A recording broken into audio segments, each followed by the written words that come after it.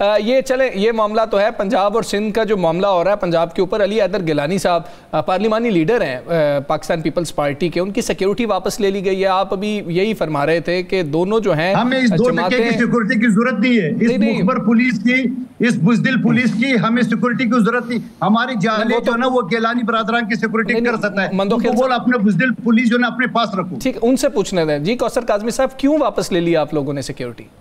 देखें, मुझे इसकी अभी तक इतलात नहीं है। लोकल इंतजामिया के हवाले से सुन रहे थे कि वहाँ के जो इंतजामी अफसरान हैं उनके हवाले से कि वहाँ पे कुछ इस तरह के मामलात हैं।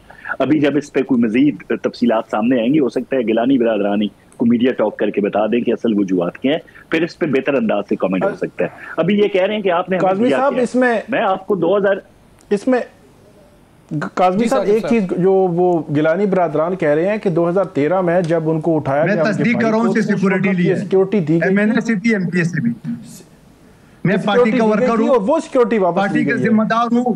पंजाब हुकूमत ने सिक्योरिटी वापस ली है गिलानी के एमएनए बेटों से और एमपीएस से, जो पंजाब में पार्लियामानी लीडर है, चारों से सिक्योरिटी वापस ले लिया। मैं तस्दीक कर रहा हूं, कंफर्म बात बता रहा हूं आपको जी। काज़मी साहब, चले, हो सकता है उनकी तरफ से भी मजीद तफसीलात आ जाए तो बेहतर अंदाज में इसमें कमेंट हो सकते हैं। अभी मंदोखेल साहब ने ये कहा कि भाई कौन सा पैसा हमसे वो लेते हैं, वो सारा मामला। तो मैं 2010 सीसीआई मीटिंग में आपको ले जाता हूँ।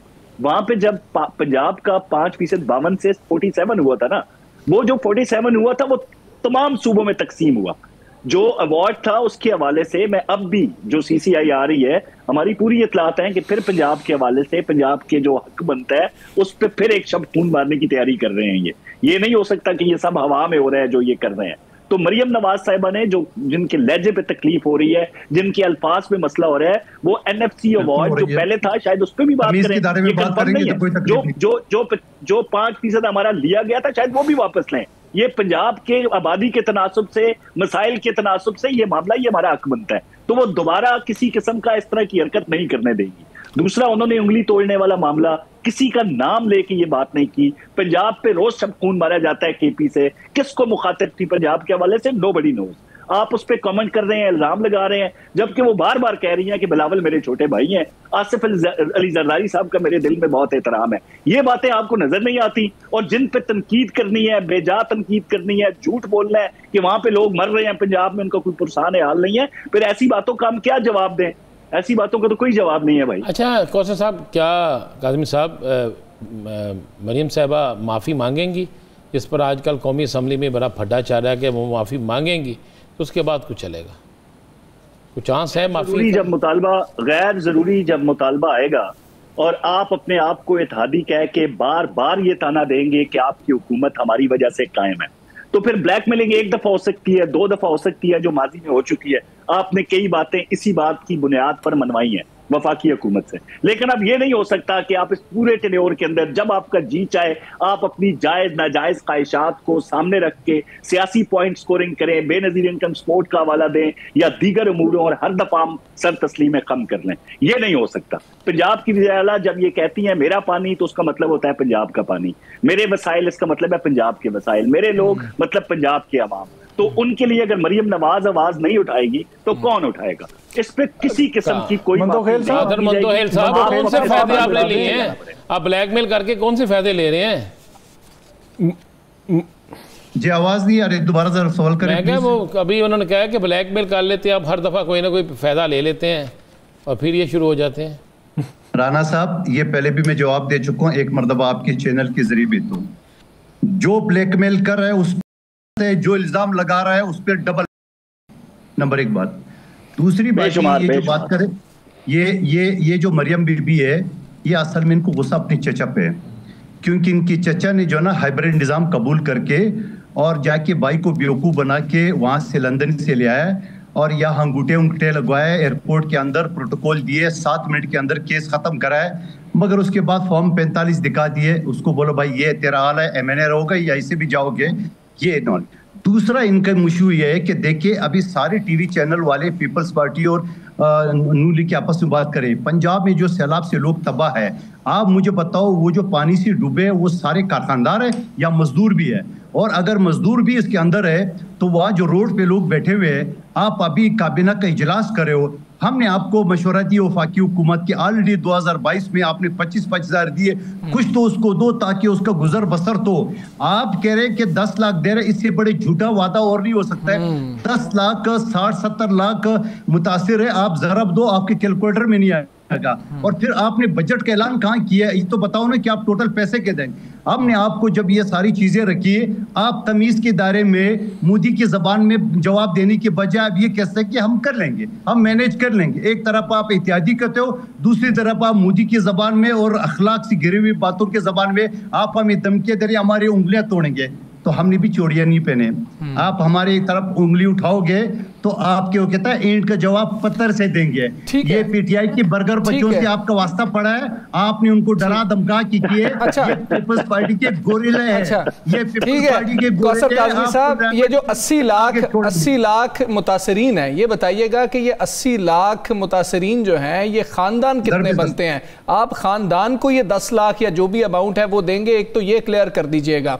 दूसरा, जितनी पीपल्स पार्टी को पंजाब के सैलाब मुतासरीन की फिक्र है, पंजाब हुकूमत को क्यों नहीं है? कादर मंदोखेल साहब बार बार कह रहे हैं आपको मसला क्या है? अगर BISP से दे देते हैं, उनका डाटा ले लेते हैं तो क्या प्रॉब्लम है? वो वहां से डाटा क्यों नहीं लेते? एक सवाल कीजिए मंदोखेल साहब, एक सवाल ले ले मेरा, एक सवाल ले ले। जी। मरियम बीबी जो है ना बेनजीर तो बनना चाहती है, मगर बेनजीर का नाम पसंद नहीं है।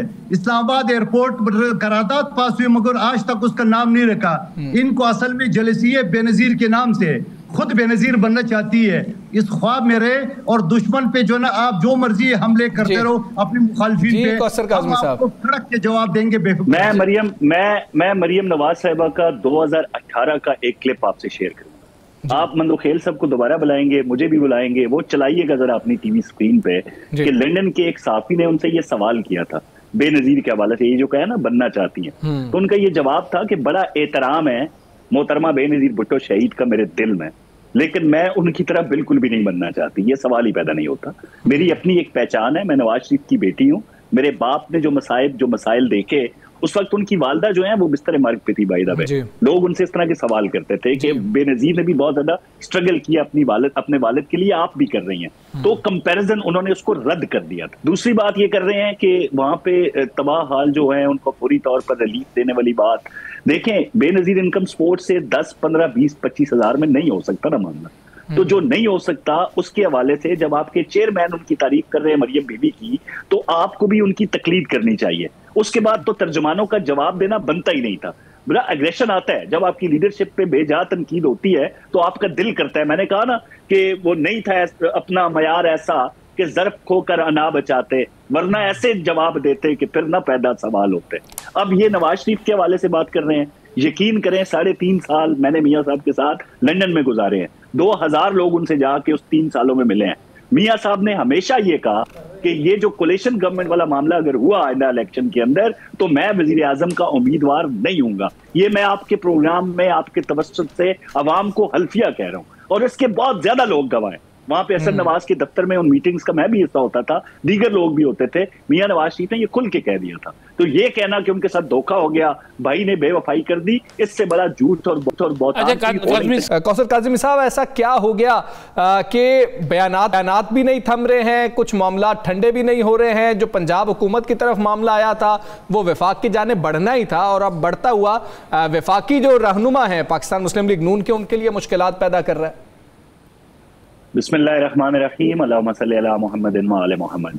देखें जी, जमहूरी जमातें बड़ी जमातें हैं दोनों पाकिस्तान की, इसमें कोई शक नहीं है। इनके जो हिस्से में कुर्बानियां भी बहुत ज्यादा हैं, इन पे मसाइब भी बहुत ज्यादा है। इनकी लीडरशिप के हवाले से बात कर रहा हूँ, तो ये नहीं है कि इनमें ना कोई नासमझी वाली बात है या सियासी बसीरत की कमी है, कोई ऐसी बात ही नहीं है। मसला ये है कि जब हम सारी जमातें जो जमहूरी जमातें हैं वो तमाम इदारों को अपने अपने इख्तियार में रह के, अपने अपने दायरा इख्तियार है जो उनका, उसमें रह के काम करने का दर्स देती हैं, तो हमें भी ये चाहिए कि अगर हम इत्तेहादी हैं, चाहे हम अपोजिशन में हैं, हम दो ऐसी सियासी जमातें हैं जिनके अपने नजरियात हैं।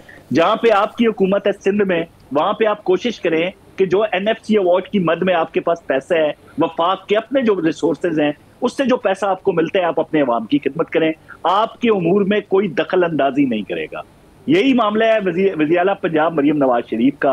जब वो काम कर रही हैं, वो फील्ड में नजर आ रही हैं, बिलावल भुट्टो जरदारी उनकी तारीफ कर रहे हैं, फारूक सतार उठे वो तारीफ कर रहे हैं, कराची से आए हुए जो भी किसी भी शोबा है जिंदगी से किसी शख्स का ताल्लुक है, वो जब पंजाब आता है तो वो उसकी तारीफ करता है, वहां की सड़कों की, इंफ्रास्ट्रक्चर की, दीगर सफाई सुथराई की, हर मामले में पंजाब की तारीफ होती है। जब बिलावल भुट्टो जरदारी ये आके कह रहे हैं पंजाब के अंदर कि मरियम नवाज उनकी टीम ने इस कुदरती आफत के दौरान बहुत आला काम किया, तो आप अपने चेयरमैन की तकलीद करते हुए उनकी तायीद करें ना।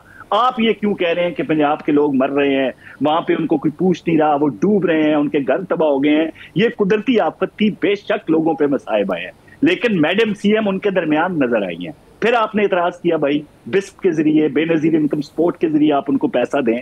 भाई उनके नुकसान इतने नहीं हुए जो 10, 15, 20, 25 हजार से पूरे हों।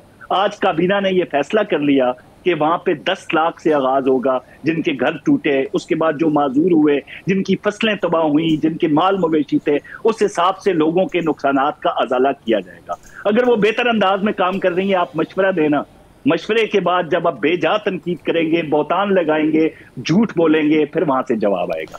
फिर हमारा जवाब वही होगा जो मैडम ने दिया है, हालांकि उसमें कोई ऐसी बात नहीं थी।